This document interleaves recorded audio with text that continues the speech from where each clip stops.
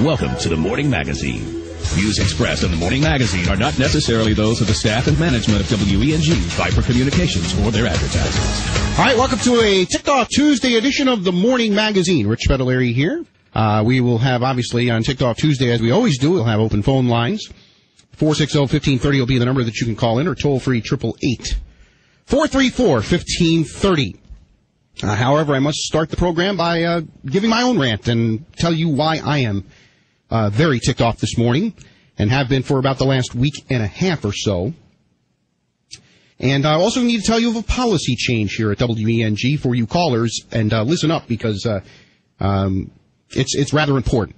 I start the program by letting you know that a week ago Thursday, on the 16th of September, we had a caller call into the first hour of the program and talk a little bit about his opinion, for which, by the way, he ended the call by saying this is one man's opinion, about some things that had to do with the Jewish faith.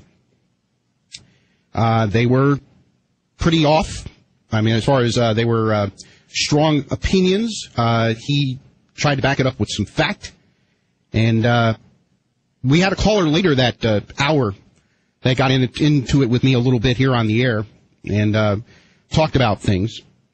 And this has created quite a stir in the Jewish community. The Jewish Federation of Sarasota Manatee has been in constant contact with the station, demanding meetings with us, because we are the station, sending out anti-Semitic messages, calling us anti-Semitic. And they actually have personally said in a letter, which I have printed, that I am allowing this to happen. Well, back then, and I stress, back then we had an open forum for anybody to discuss anything they wanted to.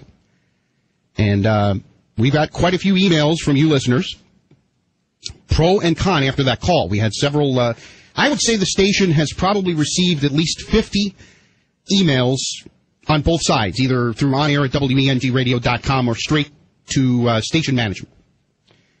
And there's obviously a strong opinion either way, but the Jewish Federation has been, as I mentioned, demanding a meeting with us.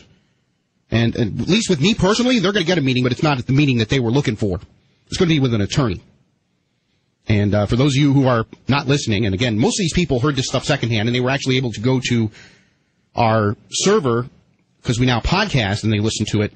And we've been getting emails as late as yesterday from people, 11 days after the fact. So they're trying to stir the pot. Unfortunately, they stirred it the wrong way for a couple of reasons. One, just with me personally, and when you consider, in my family, I have actually one of my aunts is a practicing Jew. My daughter is currently seeing someone from Israel. And I have another person in my family, I guess would be a brother-in-law, that is from India. Anybody who knows me knows that that's just crap. Okay? Just total crap. But again, I will take care of that. And also, we have a Jewish program director here, Kyle Turner, who addressed a caller the next day about that. All right? So these attacks of the station are unfounded, and the fact is we serve as a vehicle and nothing more. We play a disclaimer 4 times during the show that the views and opinions of the station are not necessarily those of the staff or management of the show. And yet the Jewish Foundation continues to pound WENG. They're sending out their own versions of hate mail. And that's what it is. Hate email, naming specific names. Well, a couple of things. First off, station management pulled me in the office yesterday and alerted me that from here on out, that any conversation involving any religion on this station now gets you immediately cut off. Immediately. Without warning. Your call is terminated. So there goes a part of your First Amendment right. And here's another thing I have a serious problem with.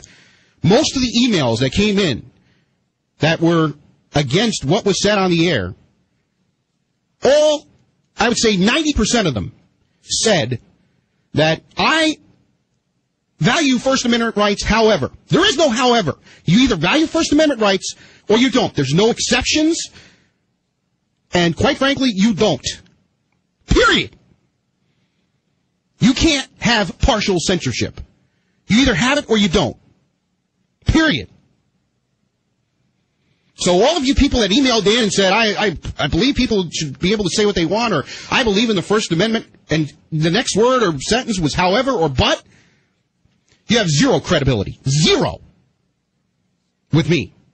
I won't speak for management. Management can speak for themselves. But you have zero credibility with me.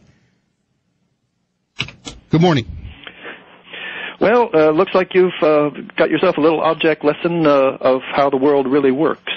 Now I realize I'm probably skating on thin ice, so I'm going to try to couch my references as best as I can to keep in the new parameters. Mm-hmm. Is the word Zionist still acceptable? No. Okay. How about the tribe within a tribe? You're pushing it. I am so sorry this happened to you. I've been listening to you for a very long time, and I totally agree with you. And the only thing I can leave you with is you know who your true rulers are when you know who you cannot criticize.